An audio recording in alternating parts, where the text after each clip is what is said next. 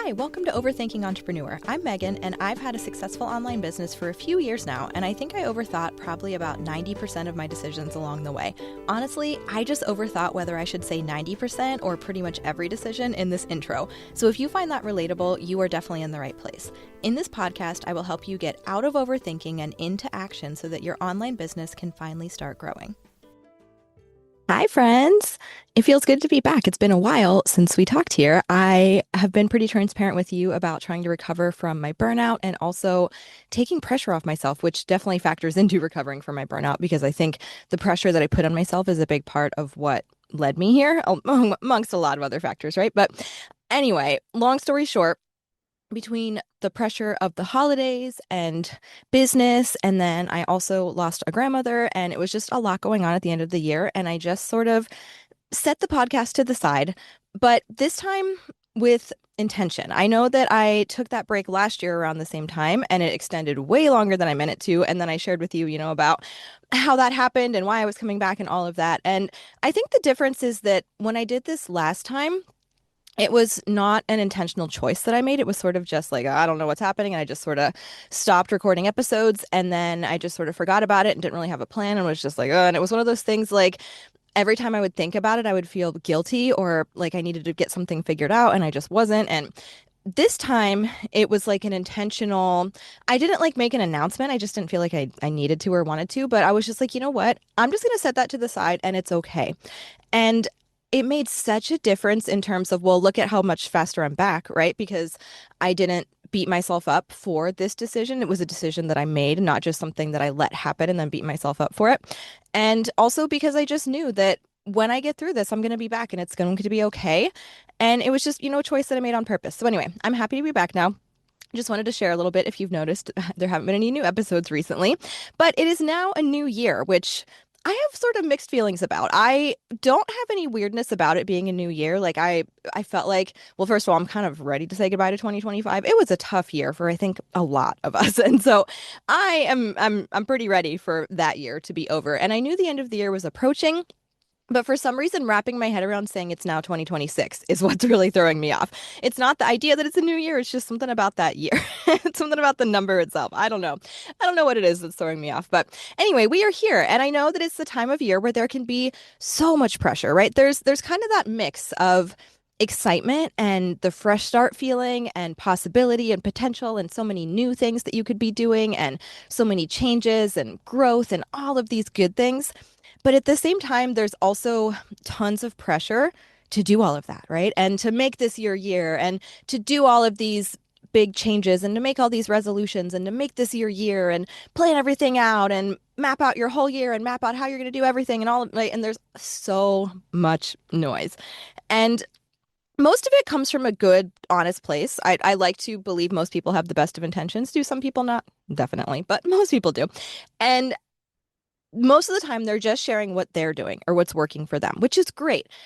But what they don't always do is encourage you to ask yourself if this is what you need right now. Many people come out and are like, this is what needs to happen. This is what I'm doing. It's the best. And you need to do it too. And then we can end up in this very overwhelmed place of like, oh my gosh, I think I have to do all these things. I have to do what everyone else is doing. I have to like make all these goals. I have to dive into this challenge. I have to do like all of these things. And I just want to give you a reminder that you don't have to do any of it, that you should decide what you need right now and not what someone else needs right now, not what someone is trying to convince you that you need right now, not even what you needed last year or the year before. And I think that is the part that can be a little bit tricky, is remembering to check in with yourself where you're at right now and what you need right now. Not, like I said, what you needed in the past. And sometimes it's really easy to say, well, this was what I did last year and that was my best year, or, whatever year that was for you. And to think that like that was the magic and that we need to go back and just repeat that same system and we'll get the exact same results. And it's possible. I'm not saying that that definitely won't happen. But what I think that's ignoring is that it has to not just be the right plan, because there is no such thing as the right plan. There is no one objectively, this is the right plan and the best way that everyone should be doing it. There's just not. There would not be a whole industry about habits and coaching and trying to make changes if there was just one answer and everyone should just go do it, right? It just doesn't work that way. So within, we're all individuals in terms of what's going to work best for us. And then within that, we're always in a different space at different times. And so what I wanted for the new year start last year versus what I need this year can be very different. And I just want to give you that reminder. I was having this conversation with one of my accountability coaching clients actually, because she just had a lot going on and hadn't been as active for her business, let's put it that way, for the past probably, month or two. And we were just talking about what is going to be the best approach to, kind of come back now in January. And I was just really encouraging her to think through what she needs right now and what she thinks is going to be best for her capacity right now and how she's feeling about things and maybe what other things she has going on outside of business, right? We have to remember that your business does not exist in a vacuum. There's other things happening in your life and there might be other changes you are trying to make. Like, for example, I am trying to get a grip on my bedtime and getting up in the morning and having a bit of a better morning routine. That will have ripple effects into my business for sure, but it's not a business goal per se. It's something more personal, and you probably have some of those as well. And so, trying to find that balance of what do I want for business, what do I want for personal, and then also what do I have the capacity for right now, and what's really going to set me up for success. And what I mean by that is that there are times where going all in, making a bunch of big changes and big commitments is what I need. Sometimes there's that like excitement that comes from making big drastic moves and just going for it. Sometimes that will completely overwhelm you and you'll crash and burn after a couple days and just completely just not get anywhere. Sometimes what's better for you is slow and steady, small changes, a little bit here, a little bit there that adds up over time so that you're able to stick to it. And if you've had a long break and you're needing to get back into it, sometimes that's a better strategy. Instead of trying to say, okay, for the past 2 months, I've been doing nothing and now I'm going to try and do 15 things a day, that, that might not work. You might be setting yourself up for failure there. It might be better to say, okay, I'm going to do one thing this week. And then once that's a habit, I'll add one more next week. And when that's a habit, I'll add one more. And neither one is better or worse. It's just about what do you need right now. And again, the answer of what you need right now might be different than what you needed last time you asked yourself this question, or it might be different in different areas of your life. For example, in business, sometimes I like to make a bunch of big changes or, go for a big project or something that's really going to kind of shake things up for me. With my bedtime, I know that trying to make a bunch of big changes is just not going to stick. I just know in my gut with this particular habit that I'm trying to change. So, my first habit right now that I'm trying to change is when I get up in the morning, I have such a bad, and I've actually learned it's probably related to my ADHD, which made me feel a little bit better, but my whole life getting out of bed has been so hard for me. So hard. And it's embarrassing to talk about. Like it makes me so frustrated with myself. I am a grown woman in my I wanted to say mid 30s, but I feel like I'm approaching late 30s. I don't know. I'm right on that bubble. I'm 37. Am I mid 30s or late 30s? I don't know. Either way, I'm getting closer to 40 than I'd like to admit.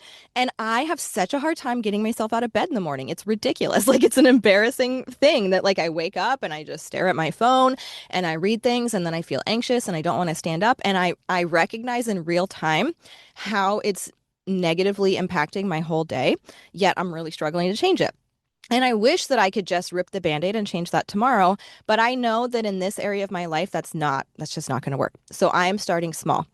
The first thing that I am doing is I actually just discovered Dr. Stacy Sims, who has been blowing my mind in the world of women's health and especially in terms of fitness. And I have learned that I have apparently been doing a huge disservice to my body for many years by getting up and doing my exercise on an empty stomach. So I am now trying to get up and drink. I've been keeping a little like protein shake by my bed so I can just get up and drink it. And I've been reading instead of scrolling my phone because reading is also something that I have been trying to bring back into my life and struggling to just form the habit consistently. So I'm trying with those small changes. I am not making myself go to bed any earlier yet. Right now, I'm just addressing the morning. And then once morning feels a little more secure, then I'm going to add the next change and then the next change. And that's how I'm approaching this particular habit. Another way that you could look at this is, let's say that you want to start eating healthier. Sometimes the best approach is going to be one small change at a time. One healthy swap this week and then another one next week, and let them add up as you kind of get used to them so that you don't feel deprived or like there's this huge sudden change. Sometimes the best thing to do is to go through your pantry and throw out or donate all the all the food and start fresh, only buy healthy things, and like really just kind of like shock your system and go on a little bit more of a strict, I don't know if I want to use the word diet, but I guess it is. I mean, diet just refers to what you're eating, right? It doesn't have to be like a restricted diet, but just in terms of changing what you're eating, right? Different approaches have been what I need at different times, and that's probably the same for you. So I want you to just really think about, what do I need right now? Not what is someone else telling me I should need. What do I need right now? Because when you start there, you are so much more likely to actually stick to what it is that you're doing. And what a lot of people fall into the trap of is setting these wildly ambitious plans because they think that that's what they should be doing. And they think that like that's what's going to get them the ultimate result that they want. But the problem is they don't stick to it, and they're no closer to the result than they ever would have been. Where if they started slow, they would have been making consistent progress that would have added up over time. So again, I'm not trying to steer you one way or another. I genuinely think there's a time and place for both. I want you to ask yourself, what do you need right now? And then plan accordingly and not feel pressured by what someone else says that you should be doing. Okay, the next thing, when it comes to just kind of setting your goals and kind of looking at what you want to accomplish this year, I want you to look at the big picture and not just get lost in your day to day. Now, I am not someone who does a lot of long-term planning, so I'm not saying sit down and map out your entire year. Although, go for it if that works for you. I think it's smart to be strategic in that way. I don't operate. I never stick to a plan, even if I create it, because I'll have different ideas and I'll get excited. And for me, I thrive when I'm kind of leaning into what I'm excited about. And so I have no idea right now what I'm going to be excited about in October. I just can't. I just can't make that plan. That's just not how I work. For some people it is though, and that's great if it is. But what I really want you to think about is the big picture of what's going to get you the ultimate result that you want, and not just kind of the little day-to-day grind. I think we get so caught up, and I am so guilty of this. That's why I'm bringing this one to you guys, because this is a big focus of mine for the beginning of this year. We get so caught up in the little day-to-day things that need to happen. Oh, I need to make that post. Oh, I need to send that email. I need to reply to that person. I need to reply to that comment. I need to do this. Oh, this needs to be ready for tomorrow. This needs to get mailed out. And we get so caught up in that stuff that takes up all of our time. And then we aren't making time for the big picture things that can let us change this. So an example of this for me is I get so caught up in the new things that I'm creating and launching, and I forget to focus on my membership and the more long-term things that I'm building, the more evergreen things that will help me not have to create and launch so many new things all the time. And ultimately, that's my goal. I want to be able to launch things when I want to and not feel like I need to. And what happens is I get so caught up in what I'm launching that I don't make time to work on the things that will allow me to make that change, right? To make that system. I'm just staying stuck on the same hamster wheel of, oh, well, I'm doing this, and I don't have time for that. So a big focus for me for the first half of this year is to revamp my membership, really put a lot of focus there, because I think that's really what a lot of people need right now is the hands-on support and the community, and not doing it alone, and the accountability to actually take action. And that's exactly what my membership is focused on.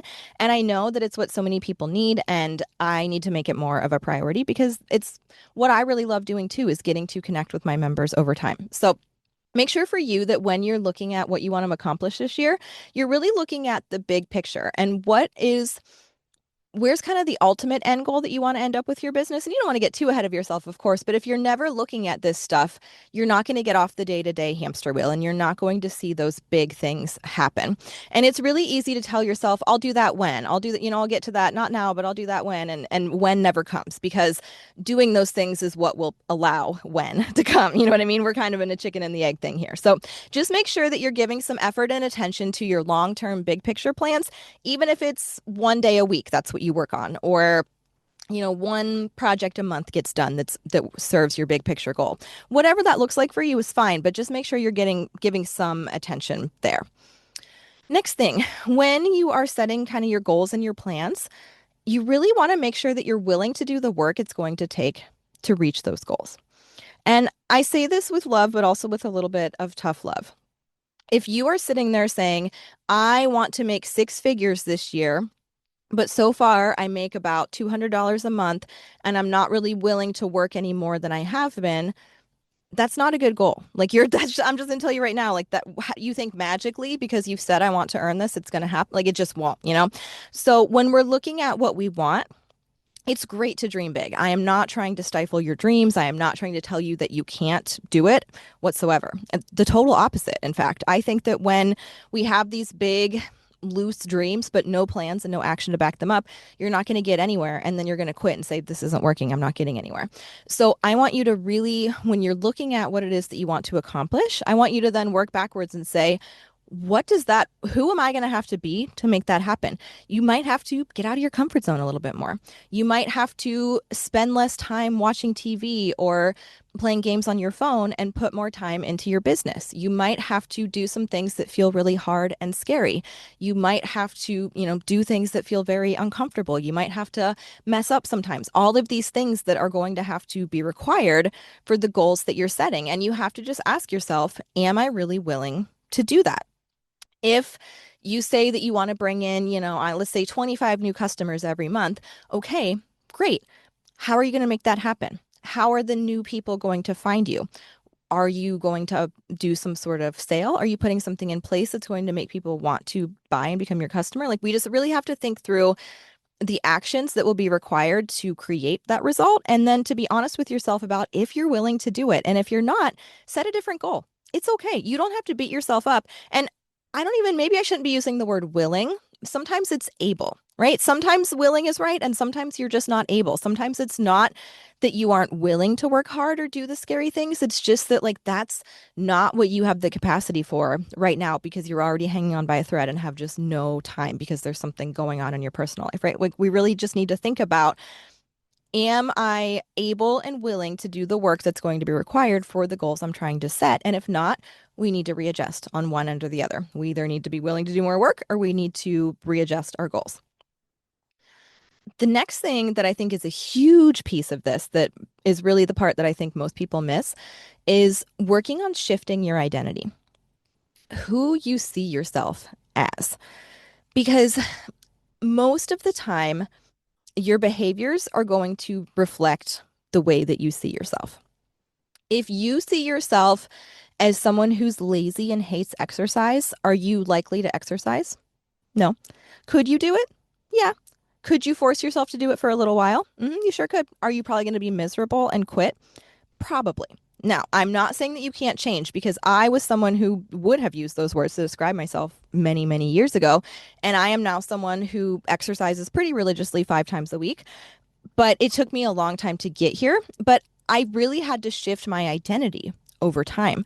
When I first started, it felt like, well, I'm going to try this, but I don't know. This isn't, I'm really not this kind of person. I don't know. And when you're telling yourself that, it becomes really easy to slip back into the habits that reflect your identity. I think most of us have seen this.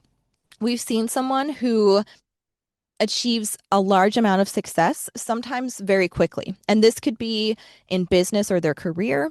This could be maybe something like weight loss or fitness, like maybe they built a bunch of muscle, things like that, that they've made these changes very rapidly.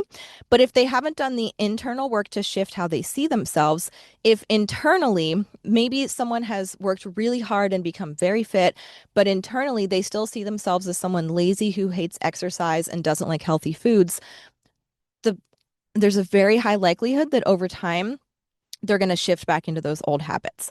The people who are able to shift their identity to see themselves as who they're becoming and as who they want to be and say, I'm someone that, maybe this doesn't come naturally to me, but I'm someone that, is a runner, or I'm not a runner. I hate running. I exercise, but I do not run. I just do not like it at all. But anyway, that's kind of what it comes down to, right? Is that if you shift your identity, if you see yourself as someone who always drops the ball, then you're probably going to keep dropping the ball and just keep saying, of course I did, that's me. And you kind of keep yourself in this self-fulfilling loop. If you can start to shift that identity, and sometimes it starts small, sometimes it's, I'm someone who does not like exercise, but I'm trying to find a type that I do like. I'm someone who is learning to kind of like this. It's still not my favorite, but I'm doing it because it's important to me. And then over time, it becomes, hey, I actually kind of like this. And wow, I'm someone who just does this. Like for me at this point, I don't really have any like drama with myself in the morning trying to decide if I'm going to exercise or not. It's just what I do, it's just who I am. It's not a decision that needs made. It's not something that I put myself through, like, should I do this? Should I not? I don't really feel like it. I don't know. I just do it. It's just part of my identity. And the more that you can work on that piece, so not just the actions, not just what you're doing, but also how you're talking to yourself, how you're seeing yourself, how you identify yourself makes a huge difference. And I was just listening to a podcast where, the Huberman Lab podcast, it's a huge podcast. You probably heard of it. He does these very in-depth science conversations. And his guest was James Clear, who wrote Atomic Habits, which is a very, very popular book about habits. And they're having a very interesting conversation. I haven't finished the whole thing yet, but I'm enjoying it so far. And they just had a whole conversation about this identity piece. And they were both saying that they think this might be the single biggest factor in whether someone sticks to their changes long term. And I have seen that myself as well. I've seen it within myself and I've seen it with the people that I work with. So don't neglect this piece. It's not just about the actions, it's about how you feel about the actions and how you feel about yourself and how you identify yourself in your own brain. Um, it's it might sound a little bit funky. I hope it's making sense that seeing yourself as someone who does these things, right? If I've had so many people over the years, for example, tell me I'm just so bad at follow up, or I'm so bad at content, or I'm so boring. And when that's how you see yourself, do you see how that is pretty much already setting you up for the actions you are or aren't going to take, right? You're going to say, well, I'll try content, but I'm bad at it, so we'll see. And you're probably not going to want to practice. You're not going to want to get better because you've already decided that you're bad at it. Same thing with follow up, right? Well, yeah, I'm probably not going to do those. I'm bad at follow up. So, yeah, I'm just not going to do it. And if instead you're able to shift that identity to, I am someone who does my follow ups, they might not be perfect, but I get them done. If you can shift your identity there, do you see how that belief about yourself makes you just tremendously more likely to actually do your follow ups? So, working on your beliefs about yourself is just as important. And then finally, my last tip that I have for you, of course, these are not all the tips that I have in terms of getting a fresh start in the new year and setting goals, but these are ones that felt very relevant for this year and just kind of where I've noticed people are at right now is to find community. Don't try and do it alone. So many people out here are like, I feel like we've heard it over and over again, but we're more connected than ever, but more lonely than ever on the whole for, most of us. And I see this. And I think social media is such a blessing for business, but also it allows you to compare yourself. It allows you to see what other people are doing at all times. But remember, you're only seeing the curated thing that they want you to see, not the behind the scenes mess. And then you're looking at what everyone else is doing, and then you're feeling like you're messing up and you're all alone. And then you're spiraling and beating yourself up and just kind of getting nowhere. And I think that pretty much with anything, when we try and do it alone, we're less likely to actually stick to it. And I think business is a really big one because it involves putting yourself out there. It involves stepping out of your comfort zone so much and risking looking stupid, risking people laughing at you, risking feeling like you made a big public mistake. Now, for the most part, none of these things are really going to happen, or even if they do, they're not going to be as big of a deal as you think that they might be. But it is still really scary and it is still really hard. And when you're sitting here by yourself trying to convince yourself to do it, you're not nearly as likely to get through it. I have seen this over and over and over again. And I've even seen this with, like I have a membership. I've seen some people come in and they still kind of stay to themselves. And I've seen people come in and really embrace the community. The people who embrace the community, 9 times out of 10, are the people that make the most progress. Because when you're doing it with other people, you get inspired by what they're doing. You're more motivated. You're more likely to follow through because everyone's kind of working towards that common goal. You see them working and you're like, I should go work too. Like we should, we're all doing this together. They are there to cheer you on. They are there to encourage you. They are there to listen to you on the hard days. It makes such a difference. I have seen over and over and over again when people try and do things on their own versus when they do things with a group as a community, the huge difference and how much more they actually accomplish as part of the community. So I really, really want to encourage you to find some support and find community, whatever that looks like for you. Whether that is a couple business friends who kind of do the same thing as you, whether that is a membership. I would love to have you come into my membership, but there's lots of memberships out there. Find one, find a community, find your people, quit trying to do this alone and then wondering why you're getting nowhere. The community will make it more fun, but it will also make you help you get further. It will make it more effective. The things that you're doing, you are so much more likely to stick to it long term and get more done when you're doing it with other people. If you really want to hit the ground running and get something started with other people, I am doing a winter retreat starting next week on the 12th, although you can jump in anytime. You don't have to be right in on the 12th. It's a whole month long, and it's focused on taking action and really just getting things done for your business, which is what I think most people need. We don't need more learning. We don't need more things to sit through and to try and make time for. We just need to get things done. And sometimes people don't know what to get done, or they just don't make the priority, or they lack the community, all of these things, right? So if you remember when I did my summer camp back in July, this is essentially a winter version of summer camp. I kind of morphed everything. Badges have turned into snowballs. The color war has turned into a snow day. We have dinos in cute little sweaters with mugs. You can earn a mug instead of a t-shirt this time, so it's nice and cozy. You can earn a really cute mug. So there's a lot of fun stuff. I won't go too in depth into how this works, but basically what I want you to know is that how it's structured is you come into camp, and all month long, all you're doing is earning points by completing actions that you should be completing for your business anyway. Some of them are day-to-day actions, and some of them are even related to your mindset and your mental health, not necessarily your business, because it all ties together. And then there's also bigger kind of behind the scenes projects that you can get even more points for doing. And you just go throughout the month collecting your points, motivated because you want to earn that mug, and part of a fun community that is all doing it together, which really, the connections that came out of summer camp were so fun, especially when we got to the team color war week. Now, if team stuff is not your thing, this is optional, but it's really fun. And it's just 1 week of the retreat that I'm really looking forward to. This time we're going to have a fun snow day theme. But basically, it's really just a space to help you have fun, feel excited about your business again, and get more done and build that confidence too. I think that's another key piece, that when we're consistently not doing what we want to do, that really starts to reinforce negative beliefs about yourself.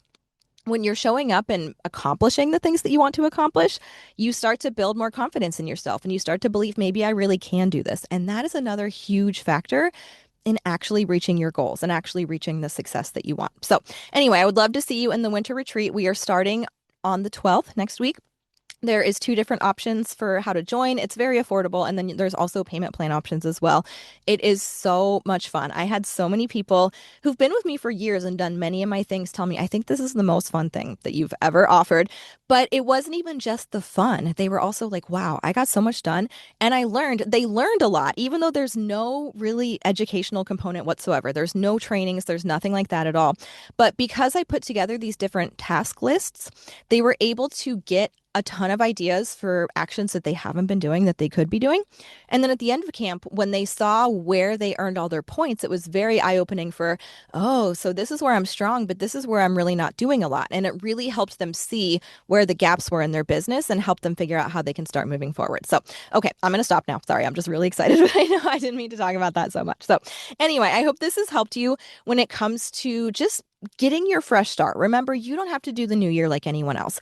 And when you try, you're not likely to actually succeed trying to do it someone else's way. So find your way, figure out what you need right now, and make sure you're setting goals that are aligned with what you're able and willing to do. Make sure you're looking at the big picture, not just getting caught up in your day to day. Make sure you're doing that identity work and shifting how you see yourself. And please, if you do nothing else, find a community to do this with you.